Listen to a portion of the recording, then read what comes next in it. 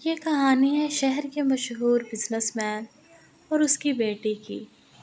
उनका बहुत ही प्यारा और बहुत बड़ा घर था। उसके घर में दुनिया की हर चीज़ मौजूद थी। उसे किसी चीज़ की कमी नहीं थी। सब कुछ ठीक चल रहा था, लेकिन मसला ये था कि उसे एक लड़के से प्यार हो गया। तो आज प्रिया उस लड़के से मिलने एक कैफ़े में जा रही होती है। जिस लड़के से वो प्यार करती है, वो सिर्फ़ और सिर्फ़ इसकी दौलत के लिए इससे मोहब्बत का नाटक करता है।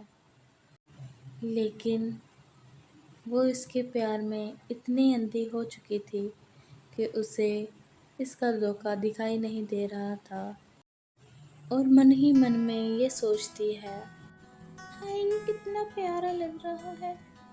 उफ, इसकी आँखें, इसका हेयर स्टाइल, इसके कपड़े, हर चीज़ ही परफेक्ट है।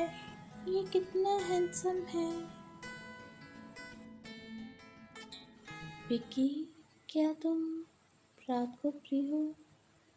अगर फ्री हो तो क्या हम मूवी देखने चल सकते हैं? मैंने टिकट्स भी खरीद ली हुई हैं। बस तुम्हारी हाँ का वेट कर रही हूँ। अगर तुम चाहो तो, मेरा मतलब है कि अगर तुम फ्री हो तो रात को मूवी देखने चलें। अगर नहीं फ्री तो कोई मसला नहीं, हम फिर कभी चले जाएंगे। प्रिया उसे मनाने की बहुत कोशिश करती है और दूसरी तरफ वो लड़का मन ही मन में ये सोच रहा होता है, मुझे भला मूवी देखने में क्या प्रॉब्लम हो सकती है, बेवकूफ़ कहीं की। चलो ठीक है, तुम रात 7 बजे तैयार रहना। है चाहे बेवकूफ़, लेकिन है कौम की बेवकूफ़। लेकिन प्रिया उससे बहुत ज़्यादा प्यार करती थी। वो दोनों शाम को मूवी देखने जाते हैं। प्रिया एक सेकंड के लिए भी अपनी नज़रें विकी से नहीं हटाती। मूवी देखना तो एक बहाना था। प्रिया को विकी के साथ वक्त गुजारना बहुत अच्छा लगता था और मन ही मन में सोचती है कि वो आज विकी को शादी के लिए मना ही लेगी, क्योंकि जब भी वो विकी से शादी के लिए बात करती, विकी आगे से कोई ना कोई बहाना ढूंढ लेता।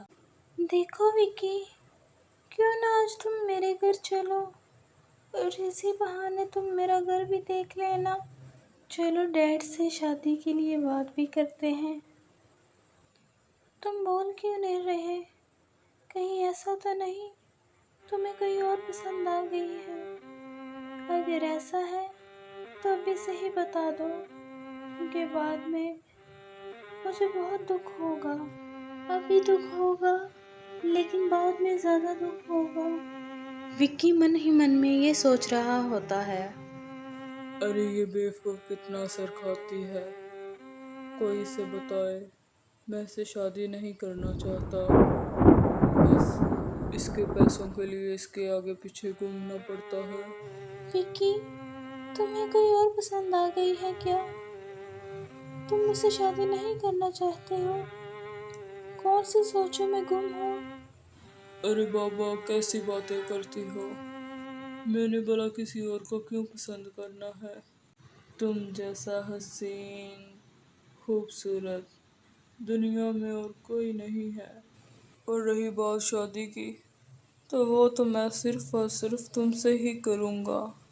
और ये फजूल की टेंशन लेना बंद करो। मैं तो ये सोच रहा था कि तुम्हारे डैड को मनाएंगे कैसे शादी के लिए। तुम भी ना पता नहीं क्या क्या सोचना शुरू हो जाती हो। इतनी टेंशन ना लिया करो। तुम्हारी ये बातें सुनकर तो मेरा भी सर दर्द होना शुरू हो गया है। अच्छा, बाकी सारी बातों को छोड़ो और ये सोचो कि हम तुम्हारे डैड को शादी के लिए मनाएंगे कैसे। वो तो नहीं मानने वाले। प्रिया अपना घर दिखाने के लिए विक्की को अपने साथ अपने घर ले जाती है। डैड आज तो नहीं मिल पाएंगे, लेकिन चलो, मैं तुम्हें अपना घर दिखाती हूँ। प्रिया विक्की को अपना घर दिखाने के लिए ले जाती है।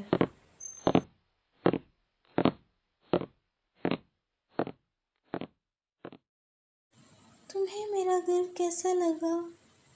वैसे डैड से आज ही बात कर लेते तो अच्छा था, लेकिन डैड को काम के सिलसिले में शहर से बाहर जाना पड़ा।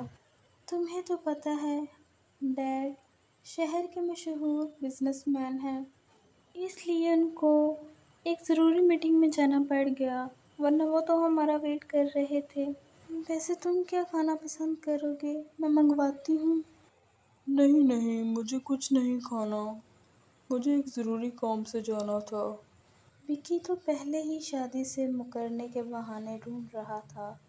सोचा था आज तुम्हारे डैड से मिलकर शादी की बात पक्की कर लेते हैं। अब मैं चलता हूँ, काफ़ी देर हो गई है। डैड, मुझे आपसे एक ज़रूरी बात करनी थी। मैं एक लड़की को पसंद करती हूँ, जिसका शायद आप जानते हैं। उसका नाम विक्की है। हम दोनों एक दूसरे से बहुत प्यार करते हैं और शादी करना चाहते हैं।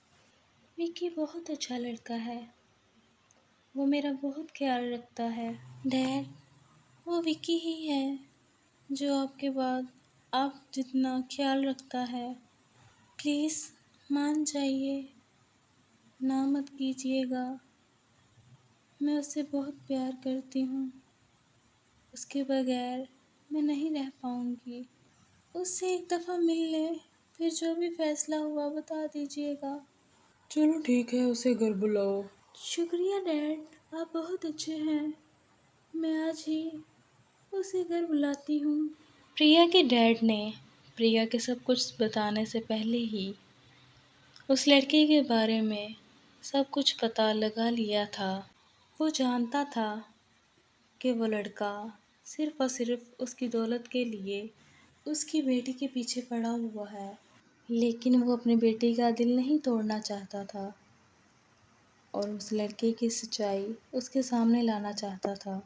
इसलिए उसने अपनी बेटी से उस लड़के को घर बुलाने का कहा, ताकि उसकी सच्चाई उसके सामने आ सके। प्रिया सारा दिन उसका इंतज़ार करती रही।